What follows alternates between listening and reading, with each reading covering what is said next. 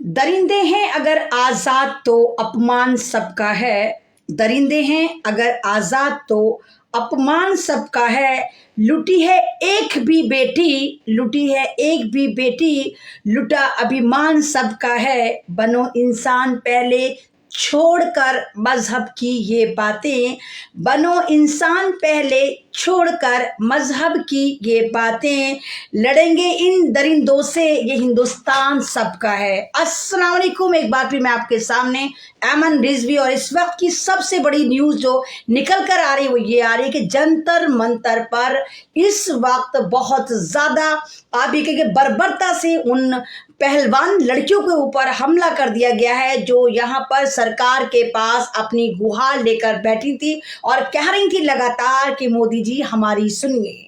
ये वही पहलवान है जो आपको याद होगा कि गोल्ड मेडल भारत के लिए लेकर आई थी और एक इंटरनेशनल सतह पर इन्होंने भारत का नाम रोशन करा था।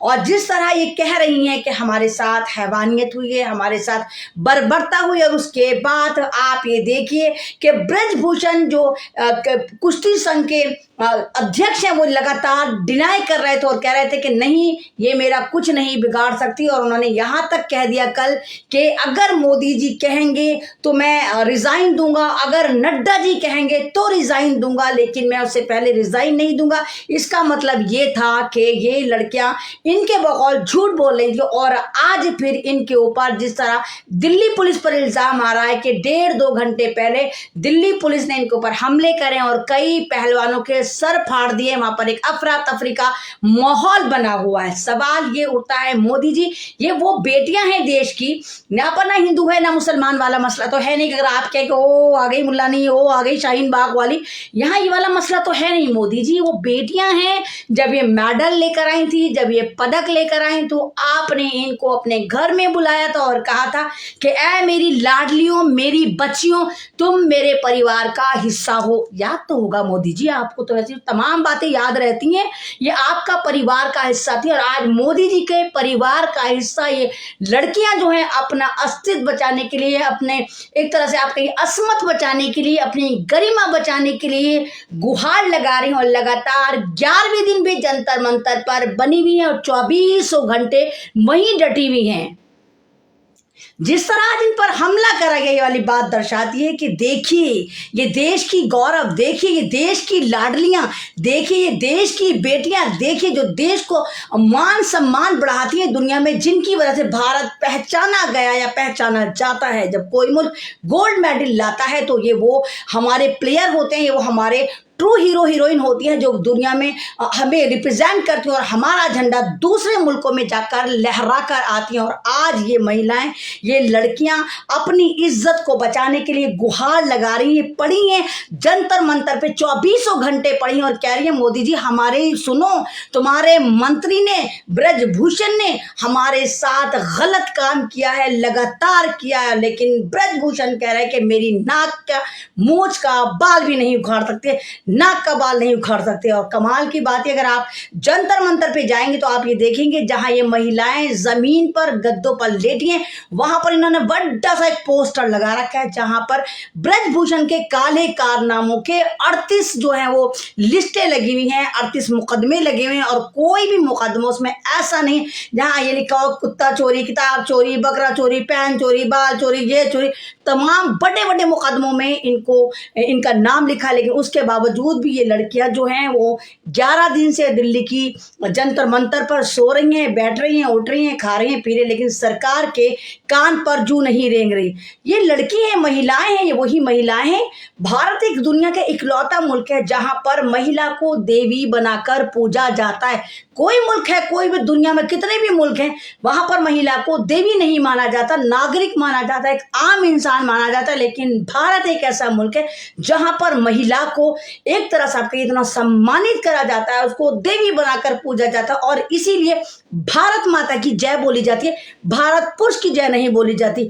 आप देखिए दुर्गे हो, अम्बे हो, सरस्वती हो, पार्वती हो, जितनी भी देवी हैं यहाँ पर, चंडी हो, तो तमाम की तमाम जो है वो महिलाएं हैं। यहाँ पर महिलाओं का इतना सम्मान दिया जाता है, महिला को इतना सम्मान दिया जाता है। लेकिन आप ही देखिए लगातार बैक टू बैक जिस तरह भारतीय जनता पार्टी द्वारा महिलाओं को अपमानित करा जा रहा है, जिस तरह, और कमाल की बात ये देखिए कि आप ये देखिए कि विनेश फोगाट बैठी हुई हैं और इनकी जो बड़ी बहन है बबीता फोगाट, आपको शर्म आनी चाहिए। बबीता फोगाट, आपकी बहनें, आपका परिवार, आपकी वो हम साथी, हम नवाला, हम प्याला वहाँ बैठी और आप अभी तक भाजपा के अंदर शामिल हैं। अगर आप बाकी ज़रा सी भी इज्जतदार हैं और ज़रा सी भी आप अपनी बहनों से मोहब्बत करती हैं, ज़रा सी भी आपको भारत की गरिमा का लिहाज है, आपको फौरन घड़ी की चौथाई में भारतीय जनता पार्टी की सदस्यता को छोड़ देना चाहिए और अपनी बहनों के पास आकर खड़ा हो जाना चाहिए कि हाँ, मैं अपनी बहनों के साथ, अपने परिवार के साथ हूँ, क्योंकि आप भी एक कुश्ती प्लेयर है और आप भी पदक लेकर आई थी। तो आज आपने अपनी बहनों को कैसे छोड़ दिया जब पूरा देश आपकी बहनों के साथ, उन भारत की महिलाओं के साथ खड़ा हुआ? उस वक्त आप कहीं से कहीं तक अपनी बहनों के साथ नजर नहीं आती। 4 दिन पहले आपको याद होगा, मैं भी यहाँ पर जंतर मंतर पे गई थी और जब मैं जंतर मंतर पे गई थी तो एक भगवा चिंटू आ जाता है और मेरे पास आकर खड़ा हो जाता है और कहता है, तुम शाहीन बाग की हो, तुम हमारे मोदी जी को बुरा कह रही हो, लड़कियां तो झूठी हैं, मक्कार हैं, इल्जाम लगा रही हैं, मोदी जी को बदनाम करें। जब उसने मेरा इंटरव्यू खराब करने की कोशिश करी तो मैंने कहा, ओ भगवा चिंटू, तू मेरी बहनों पे इल्जाम लगा रहा है, पहले ये बता, क्या तुम्हारी अम्मा नहीं है? क्या तुम कोख से पैदा नहीं हो? क्या तुम पत्थरों की औलाद हो? उसके बाद मैंने कहा, भगवा चिंटू गो बैक, भगवा चिंटू गो बैक। तो ऐसा हुआ कि पूरा जंतर मंतर भगवा चिंटू के नारों से गूंज गया और उसको बाहर का रास्ता दिखाया।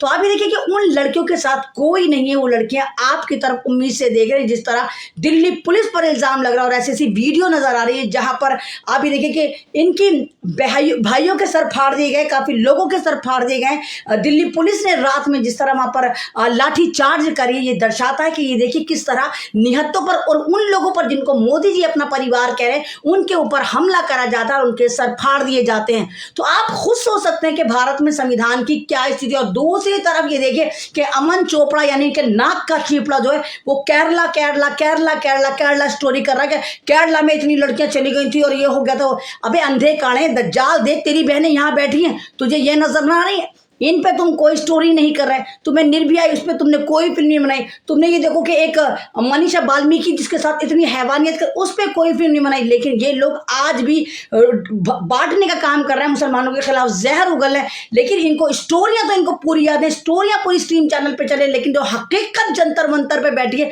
जो बेटियां बैठी हैं, जो गुहार लगा रही हैं कि हमारी इज्जत का मामला है, हमारी एक प्रतिष्ठा का मामला है, अगर कोई मंत्री लगातार हमारे साथ बलात्कार कर रहा है तो हम कैसे बर्दाश्त करेंगे? मोदी जी खुदारा आप इनकी सुनिए, ये आपका परिवार है, आपने खुद बोला था ये आपका परिवार है। और बबीता फोगाट आपसे इंसेस्ट कर रहा है पूरा भारत और खासकर एमन रिजवी कि प्लीज इन लोगों की तरफ ध्यान दीजिए, ये आपकी बहनें हैं, आप अपनी बहनों को समर्थन दीजिए और जितनी जल्दी अगर आप हो सकता है, बाकी आप भारत की बेटी हैं और भारत की महिला को सम्मान और मान देती हैं, तो आप बीजेपी से रिजाइन भी करेंगी और अपनी बहनों को आके ज्वाइन भी करेंगे। तमाम लोग उनकी आवाज में आवाज मिलाएं। इस वक्त रात काफी हो चुकी है, लेकिन हम लोग अब पहुंचना भी चाहें तो कोई फायदा नहीं, वहां पर सब कुछ हो चुका है। पुलिस तमाम मामला रफा दफा कर चुकी है, प्रेस कॉन्फ्रेंस हो चुकी है और तमाम हमारी बहनों ने हमें कॉल करा है कि आइए जंतर मंतर आइए और हमें समर्थन दीजिए। और आप तमाम लोगों से जो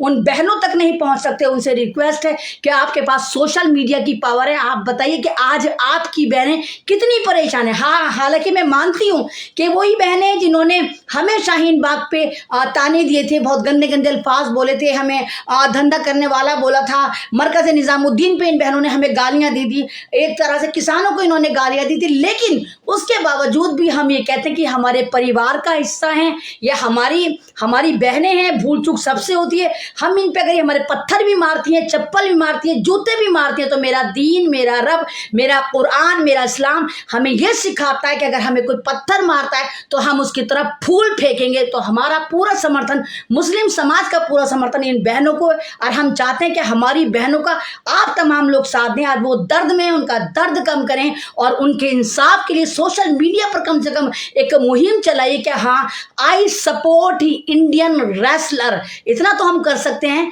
क्योंकि वो बहुत दर्द में है, बहुत परेशान है, और हम लोग जो 24 घंटे सड़क पे नहीं गुजार सकते, वो 11 दिन से लगातार सड़कों पर पड़ी हैं और सरकार की तरफ देख रही हैं कि मोदी जी हम आपके रिश्तेदार हैं, मोदी जी हम वही हैं, हम वही बदनसीब हैं जो गोल्ड मेडल लाए थे और आपने हमें अपने परिवार का हिस्सा बताया था। तो कायदे में मोदी जी आपके परिवार का हिस्सा इस वक्त 11 दिन से जंतर मंतर पे एक तरह से लावारिस पड़ा है और आप उनकी तरफ नहीं देख रहे। तो सब डिमांड करिए कि ब्रजभूषण को अध्यक्ष ब्रजभूषण को यहाँ पद से हटाया जाए, ब्रजभूषण की सदस्यता को रद्द करा जाए और उस पर केस चला जाए।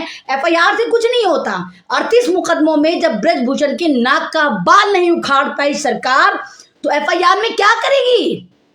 ऐसी ऐसी एफआईआर थानों में अंबार लगे हुए हैं।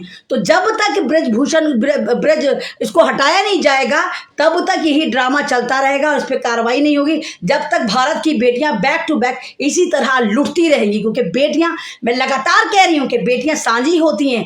मैं ये नहीं कह रही कि वो हिंदू है मुसलमान है, ये देखिए वो मेरी कम्युनिटी की नहीं है, वो मुस्लिम समाज से नहीं, लेकिन क्योंकि मैं भारतीय हूँ और वो भी भारतीय हैं, तो मैं और मेरा पूरा मुस्लिम समाज उनको समर्थन दे रहा है, उनके दर्द में उनके साथ खड़ा है और ये चाहता है कि आप तमाम लोग सोशल मीडिया पर उन बहनों के लिए भाई बनके और जो बहनें हैं उनकी बहन बनके उनके समर्थन के लिए आगे आइए। बस मैं लास्ट में फिर यही कहूंगी कि ये खामोश मिजाजी हमें जीने नहीं देगी, ये खामोश मिजाजी हमें जीने नहीं देगी। इस दौर में जीना है तो कोहराम मचा दो। सतरंगी सलाम के साथ अलविदा, अल्लाह हाफिज।